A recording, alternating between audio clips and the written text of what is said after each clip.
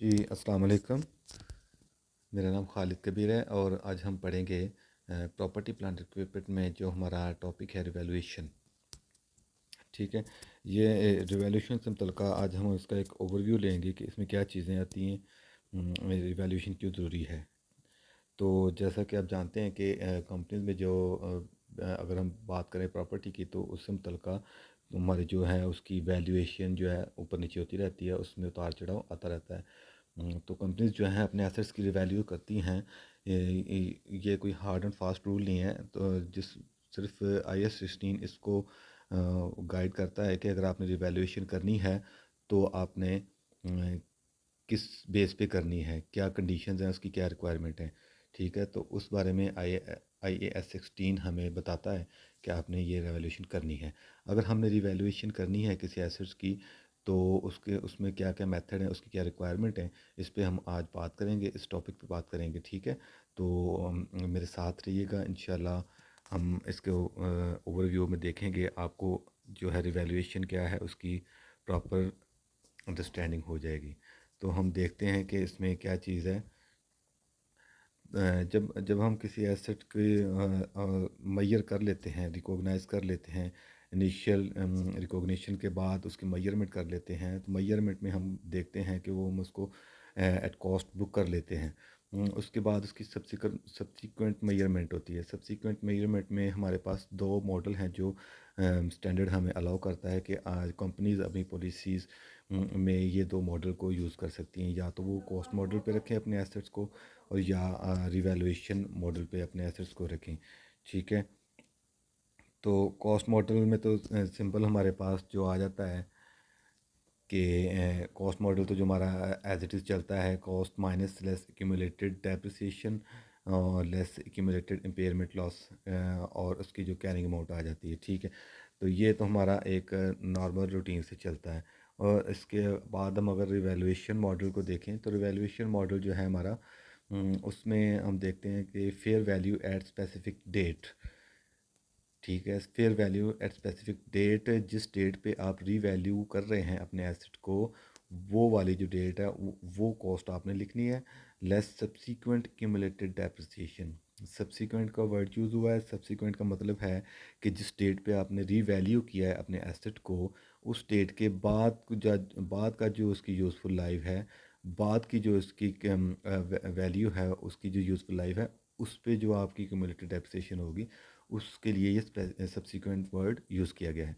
और इसी तरह सब्सिक्वेंट क्यूमुलेटेड इम्पेयरमेंट लॉस, इसी तरह जो है सब्सिक्वेंट जो फेयर वैल्यू है उसकी स्पेसिफिक डेट के उसके बाद जो है उसका स्पेसिफिक जो इम्पेयरमेंट लॉस है वो आप लेंगे इसमें, और इस तरह इसकी ये वैल्यू आएगी हमारे पास। ठीक है, इसके बाद इसके रिक्वायरमेंट हैं। रिक्वायरमेंट में है कि जी जो जो भी आप रिवैल्यूएशन कर रहे हैं किसी एक एसेट की, तो वो जो है उसका जो ग्रुप है, क्लास ऑफ एसेट है, उस सब पे आप इसको अप्लाई करेंगे। ऐसा नहीं है कि आप एक एसेट पे कर दें और दूसरे एसेट को आप कॉस्ट मॉडल पे रखें। ये स्टैंडर्ड अलाउ नहीं करता। स्टैंडर्ड बोलता है कि आप अगर फ़र्ज़ करें आप के पास आपकी कंपनी की 4 बिल्डिंग्स हैं, 3 बिल्डिंग्स हैं, 4 बिल्डिंग्स हैं, तो उनमें से ऐसा नहीं हो सकता कि आप दो को रीवैल्यू कर दें और दो को आप कॉस्ट मॉडल पे ही शो करवाएं। तो ये इस तरह अलाउ नहीं करता। वो कहते हैं, स्टैंडर्ड बोलता है कि जी आपने 4 बिल्डिंग्स को ही रिवैल्यू करना है। इसमें क्लास ऑफ एसेट्स में है लैंड है। ये हर कंपनी की, हर एंटिटी की अपनी अपनी पॉलिसी है। कोई कंपनी किस तरह लिखती है, कोई किस तरह लिखती है। कोई कंपनी लैंड को अलहदा से अपनी फाइनेंशियल्स में शो करती है। कुछ कंपनीज लैंड एंड बिल्डिंग को इकट्ठा कर देती हैं, तो ये क्लास हो जाएगी। कुछ कंपनीज मशीनरी को अलहदा शो करती हैं, कुछ कंपनीज प्लांट एंड मशीनरी को एक क्लास में शो करती हैं। फर्नीचर एंड फिक्सचर इसी तरह है, कुछ फर्नीचर और फिक्सचर को अलहदा सेपरेट शो करती हैं, कुछ उनको कंबाइन लिखती हैं। कुछ कंपनीज प्लांट एंड इक्विपमेंट को इकट्ठा शो करती हैं, कुछ कंपनी इक्विपमेंट्स को अलहदा शो करती हैं। तो ये एक क्लास हो जाएगी एसेट की। तो इसके अंदर जो है बिल्डिंग की मैंने मिसाल दी है कि बिल्डिंग अगर आपने रिवैल्यू करनी है तो वो आप पूरी जो ग्रुप है उसको रिवैल्यू करेंगे। तो उसमें उसमें एक और रिलैक्सेशन है स्टैंडर्ड की तरफ से कि कंपनी कहती है कि जी हम अपनी जो रिवैल्यूएशन है वो पीरियड्स में, एक स्पेसिफिक पीरियड में हम अपनी जो रिवैल्यूएशन वो कंप्लीट कर लेंगे। तो वो जो, लेकिन वो जो सब्सिक्वेंट पीरियड है, जो स्पेसिफिक पीरियड है, वो उसी टाइम पीरियड के 1 साल के अंदर ही कंप्लीट करना होता है। वो उसको कंपनीज को सेटिस्फाई करना होता है कि जी हम अपनी जो रिवैल्यूएशन है इस स्पेसिफिक टाइम के अंदर पूरी कर लेंगे। तो ये आ गई इसकी रिक्वायरमेंट। इसके बाद इसकी कंडीशंस हैं कुछ के, जब आप रिवैल्यूएशन कर रहे हैं तो उसमें ये कंडीशंस हैं। कंडीशंस में है फेयर वैल्यू रिलायबली मेजर। अगर आप रिवैल्यूएशन कर रहे हैं एसेट की और उसकी फेयर वैल्यू रिलायबल मैयर नहीं हो सकती, तो फिर तो वो उसकी रिवैल्यूएशन होगी ही नहीं। अगर उसकी फेयर वैल्यू मैयरेबल है तो उसकी रिवैल्यूएशन होगी। रेगुलर वैल्यूएशन, अगर आपने एक रिवैल्यूएशन कर ली है अपने एसेट्स की, क्लास ऑफ एसेट की, तो उसको आप एनुअल उसको वैल्यू करेंगे, उसको एनुअली आप चेक करेंगे कि वो अगर अगर वो मटीरियली डिफ़र कर रही है आपकी फेयर वैल्यू से, कॉस्ट कैरिंग अमाउंट, तो आप उसको हर साल रिवैल्यू करेंगे, और उसकी जो है कैरिंग अमाउंट और जो है उसकी फेयर वैल्यू, उसमें मटेरियल डिफरेंस ना हो।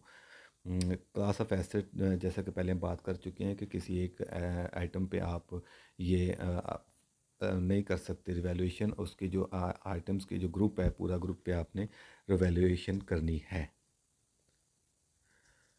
आगे आ जाता है फ्रीक्वेंसी ऑफ रिवैल्यूएशन के depends on change in fair value, कि आपने रिवैल्यूएशन कब करनी है, कितनी देर के लिए करनी है। इसमें है depends on change in fair value. ये डिपेंड करता है कि फेयर वैल्यू में कितना चेंज आ रहा है। अगर आप एनुअल आप अपने वैल्यूएशन करते हैं, एनालाइज करते हैं, तो उसमें आप ये देखेंगे कि आपकी जो फेयर वैल्यू है और जो कैरिंग अमाउंट है, उसमें कितना चेंज आ रहा है। डिपेंड करता है कि अगर चेंज ज़्यादा नहीं है तो एनुअल रिवैल्यूएशन की या रिवैल्यूएशन की ज़रूरत नहीं है। नॉर्मली कंपनीज 2-3 साल 5 साल बाद रिवैल्यूएशन करती हैं, लेकिन ये कोई हार्ड एंड फास्ट रूल नहीं है। अगर आपका ज़्यादा डिफ़र नहीं है, ज़्यादा फ़र्क नहीं आ रहा, तो फ़र्ज़ करें आपने एक बिल्डिंग रिवैल्यू की है 20 लाख पे, और नेक्स्ट ईयर और उसकी कैरिंग अमाउंट जो है वो 21 लाख है, तो आपको उसको दोबारा रिवैल्यू करने की ज़रूरत नहीं है, आप उसको 20 लाख पे ही लिख देंगे। Volatile difference in carrying amount and fair value, अगर कोई हाई मुसलसल डिफरेंस आ रहा है, कोई मुसलसल आपकी लैंड है या कोई प्रॉपर्टी है, कोई एसेट है जिसमें फेयर वैल्यू और कैरिंग अमाउंट में मुसलसल डिफरेंस है, आ रहा है, ज़्यादा डिफरेंस है, हाई लेवल का डिफरेंस है, तो फिर आप उसको रिवैल्यू करेंगे एनुअल बेसिस पे। ठीक है, तो ये दोनों पॉइंट में यही बात है। इस तरह हम इसका जो है रिवैल्यूएशन को हमने डिस्कस किया। इसके बाद हम इसके नेक्स्ट वीडियो में इसकी अकाउंटिंग देखेंगे, रिवैल्यूएशन की अकाउंटिंग देखेंगे, अकाउंटिंग एंट्रीज देखेंगे किस तरह होती हैं डिफरेंट सिचुएशंस में, जब उसकी रिवैल्यूएशन बढ़ती है, इंक्रीज़ होती है या डिक्रीज़ होती है, गेन होता है, लॉस होता है, तो उसको उसकी हम डिफरेंट सिचुएशंस में एंट्रीज देखेंगे किस तरह होती हैं। और उसके बाद उसके जब हम डेप्रिसिएबल एसेट्स आएंगे, लैंड जो है, लैंड पे हमारी डेप्रिसिएशन चार्ज नहीं होती, और दूसरे जो एसेट्स हैं उस पर डेप्रिसिएशन चार्ज होती है। तो दोनों सूरतों में हम देखेंगे कि लैंड पे गेन लॉस किस तरह बुक करना है, और जो है हमारे डेप्रिसिएबल एसेट्स हैं उन पे जो हमने गेन लॉस बुक करना है, और डेप्रिसिएशन को ऐड बैक करना है, वो किस तरह करेंगे। ठीक है, उसके बाद हम देखेंगे कि जब हमारा रेवलेशन सरप्लस रियलाइज़ हो जाता है तो उसकी एंट्रीज़ कैसे होंगी, उसमें क्या सिचुएशन है, उसमें डेप्रिसिएशन को किस तरह हम करेंगे, इंक्रीमेंटल डेप्रिसिएशन क्या चीज़ है, ये सारी चीज़ें हम नेक्स्ट वीडियो में देखेंगे इंशाल्लाह। तो आज के लिए इतना काफ़ी है। इंशाल्लाह नेक्स्ट वीडियो के साथ हाज़िर होते हैं। अल्लाह हाफिज़।